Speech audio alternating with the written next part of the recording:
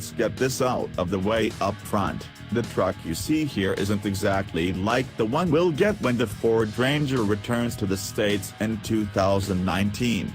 But we think it's very representative, and it's certainly as close as we're going to get for a while. Did I mention we're impatient? For those out of the loop, the Ranger was last sold in the US as a 2010 model. That was a compact truck.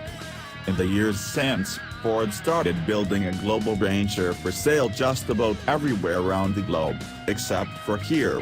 That latest Ranger, referred to as the T6, is more of a mid-sizer, similar in dimensions and specs to GM's Chevy Colorado, GMC Canyon Twins as well as the Toyota Tacoma and the aging Nissan Frontier. But the Ranger that everyone else gets doesn't meet US crash standards. Yet.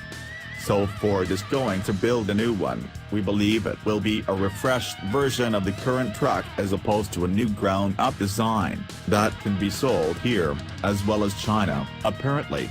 It should be at least as good as the truck we drove around New Zealand's Southern Island, a wild track model with the 5-cylinder 3.2-liter diesel and a 6-speed automatic with nice stuff like adaptive cruise, lane keeping, and Sync 3 with Apple CarPlay. The color is called Pride Orange. Back to our impatience, we decided to fly across the world to sample the current global truck. Why New Zealand, you might ask? Because it's beautiful, because we wanted to go there, see previous reason, and because the Ranger has been the best-selling vehicle in that country for a couple of years running.